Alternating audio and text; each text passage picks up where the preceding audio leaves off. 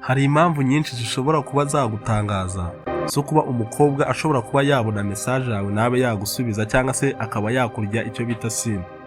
Uraza gutungurwa n'izi mpamvu kuko zimwe na zimwe abahungu bibwira ko cyangwa se abagabo bibwira ko ari ugucibwa amazi cyangwa se umukobwa atabitayeho, gusa hari izindi mpamvu ziba zishima ushobora gutungurwa ntuza kuzimenya. Impamvu ya mbere, akenshi na kenshi iyo umukobwa muri relation runaka cyangwa se hari ibintu mukorana nyine musanzwe mumenyeranye cyangwa se hari ikintu nyine ubona ko yaba ari gutekerezaho, ugasanga ye mwohereje message ntago ahise ayisubiza cyangwa se arayisomye cyangwa arayihoreye runaka, ariko akenshi na kenshi usanga impamvu ya mbere aba ashaka kukugerageza.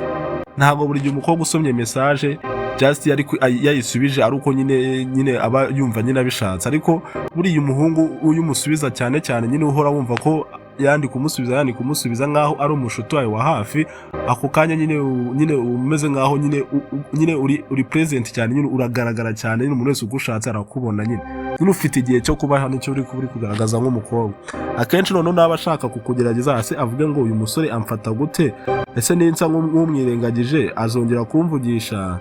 Dore ninamusubiza ejo azongera anyandikire, cyangwa se yaramaraye nyine ari meze nk'uri mwigerageza agira ngo akugerageze amenye se uyu muntu wagwana, ese azongera kumvugisha cyangwa se azongera anyandikire, cyangwa se arankunze nyine ari kunyandikira nyinshi. Kuko umuntu kwandikira akwishimiye n'umuntu kwandikira ari ikintu agushakaho n'umuntu kwandikira ari uko ari nyine ari ikintu ashaka kukubwira cy'ingenzi biba bigaragara kabisa. Iyo umuntu akuriye sini hari ikintu cy'ingenzi cyihutirwa arongera akakwandikira nubwo waba muri sini, cyangwa se iyo ari umuntu ugukunze arakwandikira, wenda ejo akongera akakujurira akongera akakwandikira, gutyo ntago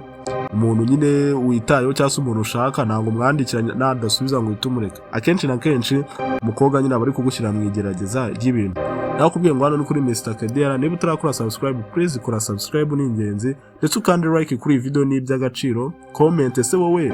abakobwa message yawe bazisubiza gute? Nawe ntabwo uranyura mu igeragezwa ry'umukobwa cyangwa nawe barakugerageje? Gira icyo uvuga.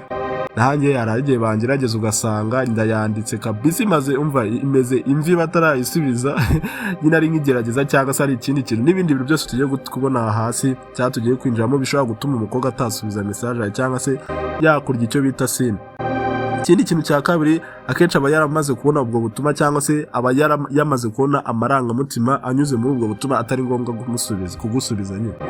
Hari ukuntu nyine abahungu nyine bakoresha trick nyinshi bandikira abakobwa, nyine ugasanga ni trick nyine zaho zisanzwe ku buryo umukobwa namusubiza nyine umuhungu ari ibindi bintu arahita yibwira nyine. We none aba amaze kubona icyo wakibwira, just ibintu nyine wakiyumvamo namara kubwira iyo message urukaza gutuma nyine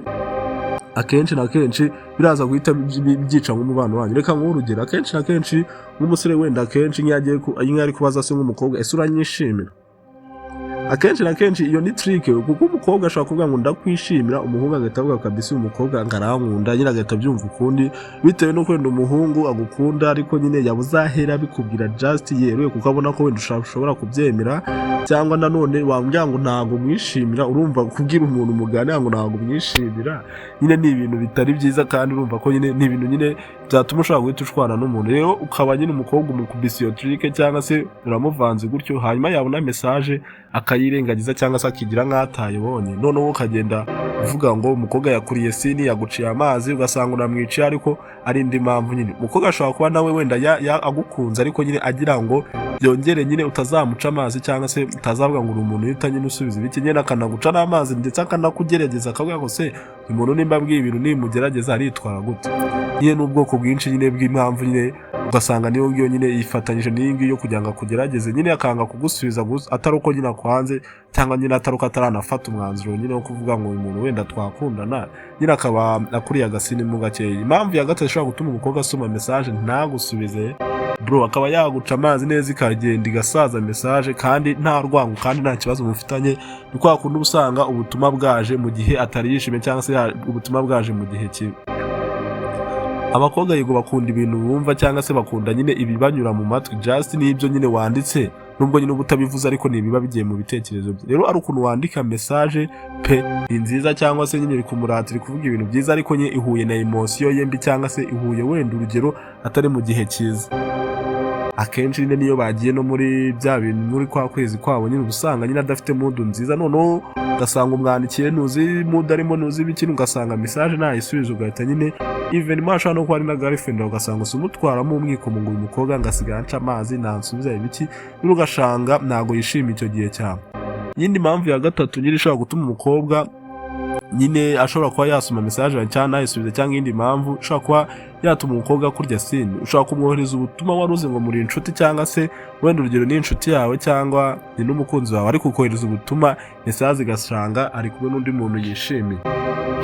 Urugero cyangwa se nk'ikintu cyaba kibigaragaza hano, ugasanga wenda umukobwa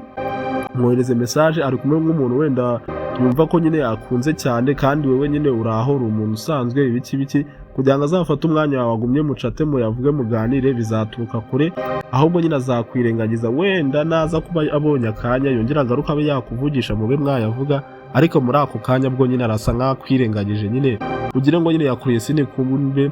kwa kundi nyine wenda niba atari n'umukunzi wawe ari kumwe n'umukunzi we, si ngombwa ngo agusubize cyangwa kwandikire, afite uwahaye umwanya, cyangwa se nimba ari n'umukunzi wawe cyangwa se ari ikindi kintu cyamufitanye isano, ahubwo ari kumwe n'undi muntu yishimye, kuko buri umukobwa we yubaha amarangamutima yo ku rwego bishoboka, ntabwo yaba ari kumwe n'umuntu bakundanye cyangwa nyine yumva yishimiye ngo nuko we ngo wari boyfriend cyangwa nawe mukundanye, ariko wowe nyine agera aho ahera gukatira kavuge ngo agiye ngo kuguha umwanya kandi afite uwo bari kumwe yishimiye. Arabikora kizaba kizabe azanga umuti, ariko nyine abe nawe ako kanya ke arimo nyine abe yakishimira kandi yumve yishimye nyine. Ikindi kintu cya gatatu gishobora gutuma umukobwa adasubiza message zawe umwandikira, cyangwa se wamutera nyine message akaba yakurya sini, akenshi na kenshi ari igihe uvuga ibintu ugasanga ibintu byawe biteye isoni kuba yabisubiza, cyangwa se biteye ubwoba kuba yabisubiza. Hari ukuntu nyine abajama nyine bakoresha trick nyinshi, niyo mpamvu nagiye ngo muba mugomba gukora subscribe tukayerekana message. Hari message utagomba kubwira umukobwa bitewe nyine n'ukuntu mubanye, n'ukuntu nyine mufatana, cyangwa n'ukuntu mubanye mu buzima bwanyu bwa buri munsi. Hari n'izo nyine ugomba kumubwira mu gihe ushaka nyine kuzamura amaranga ye,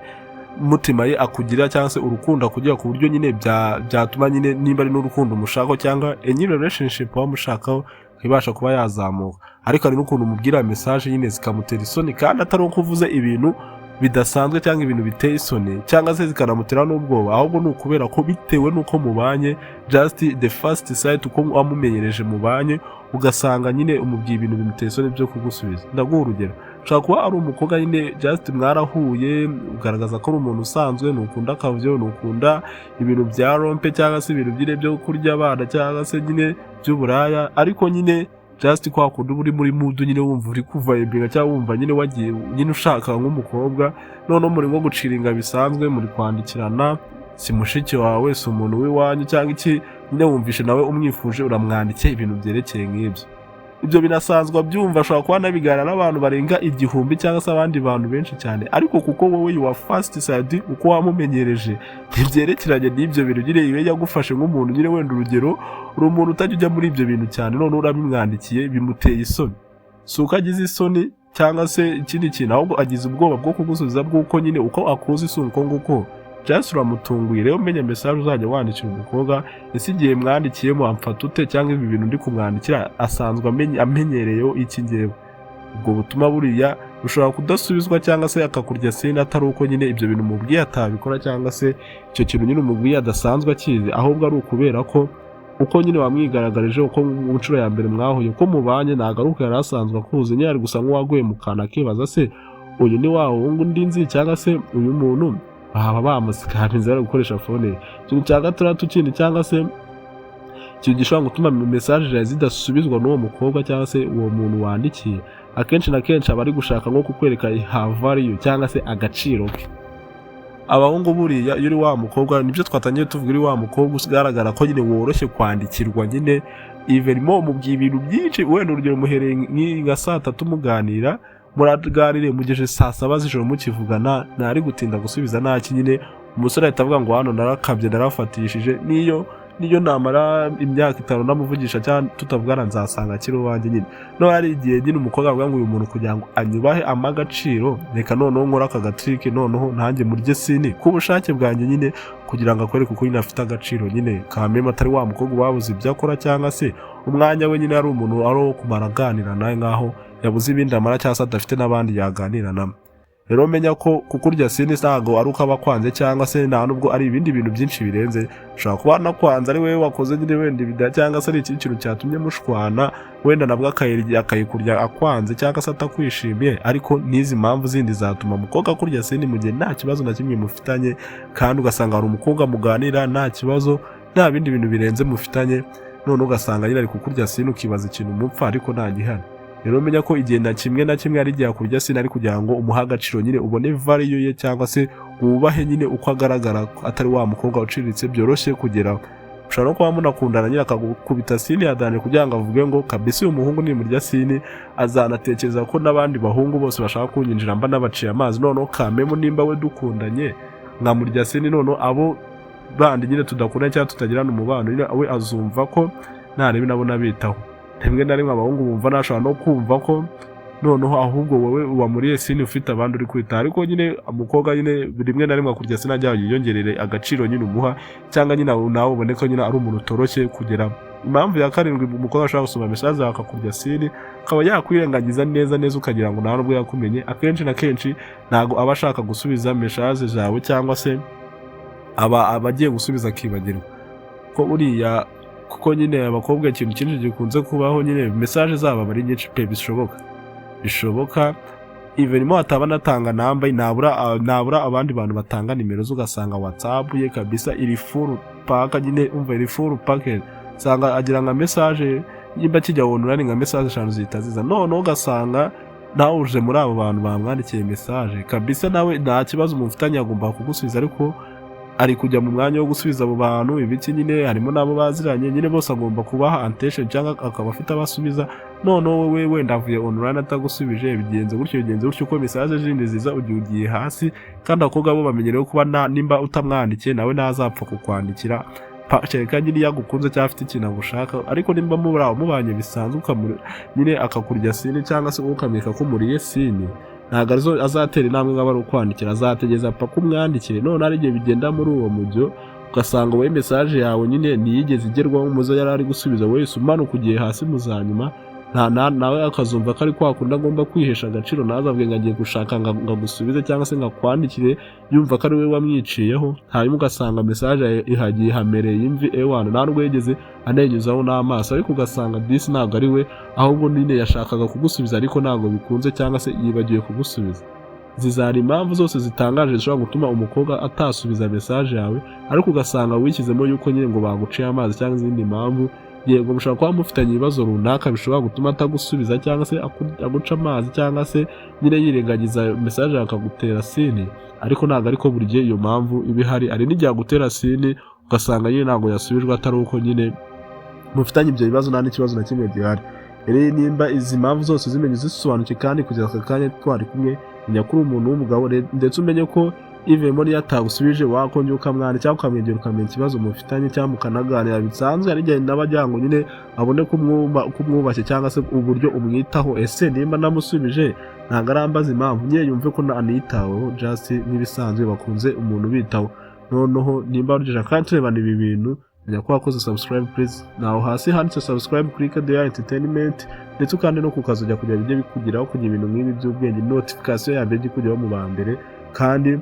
ukandi no like kuri video ndetse na comment. Ese wewe bakurya sini utekereza iki? Mufitanye ibibazo cyangwa se nta n'ikibazo mufitanye ariko anakurya sini iteye ubwoba? Tuze no guhana no mu bindi biganiro by'ubwenge nk'ibi ngibi. Ciao ciao.